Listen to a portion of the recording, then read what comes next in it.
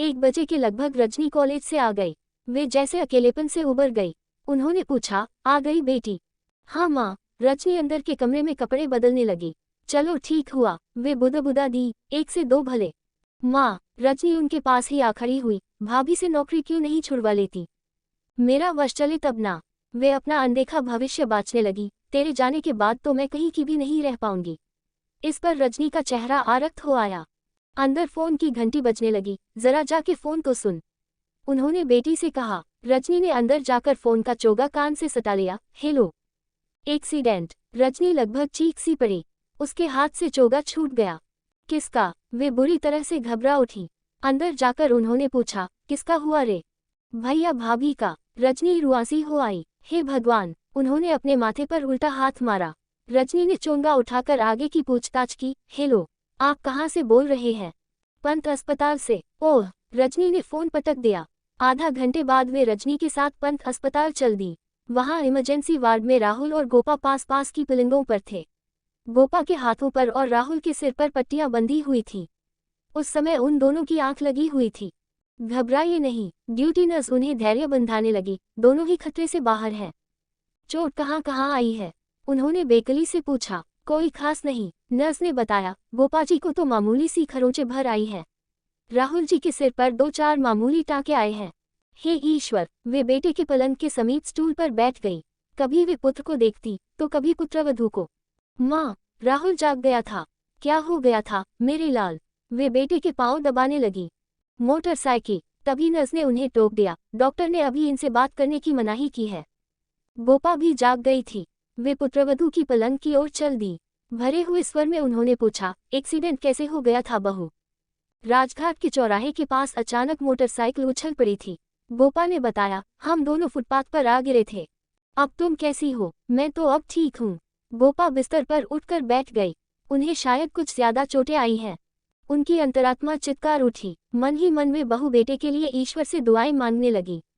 श्याम बाबू भी आ गए थे। उन्होंने धीरे से उनके कंधे पर हाथ रख दिए। ईश्वर को धन्यवाद दो कि जान बच गई, नहीं तो। प्राथमिक चिकित्सा के उपरांत गोपा को अस्पताल से टी दे दी गई। राहुल को अभी सप्ताह भर वहीं रहना था। बहू को लेकर वे लोग घर आ गए। अगले सप्ताह राहुल की अस्पताल से टी होनी थी। दोपहर बाद वे पति के साथ अस्पताल चल दी।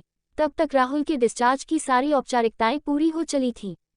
माँ को देखते ही राहुल तीर की तरह से उनके गले से आ लिपटा।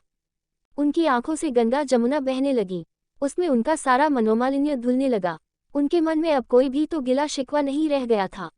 अंतर से वात्सल्य की धार फूट पड़ी।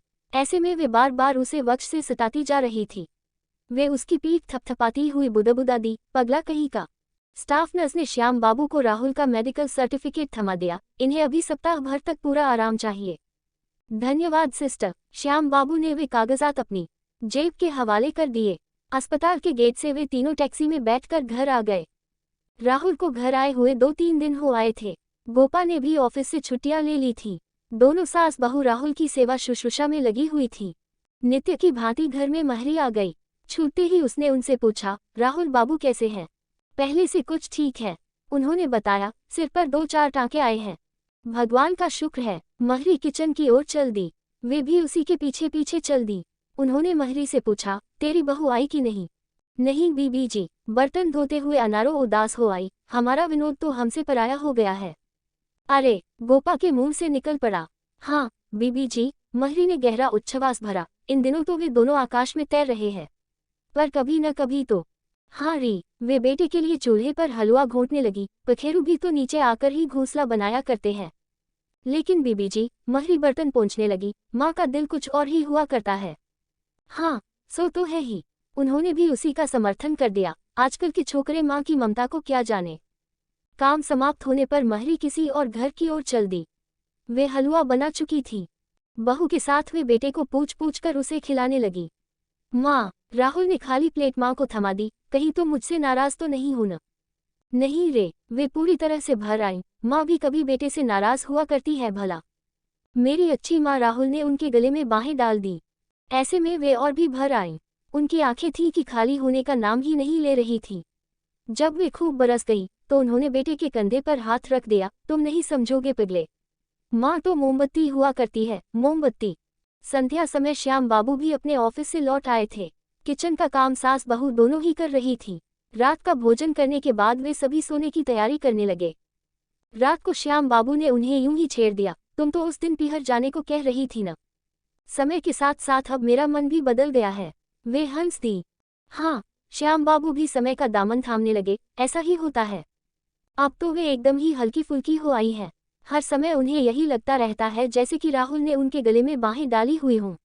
वे बेटे के बाल्यकाल की स्मृतियों में गोते लगाने लगती है।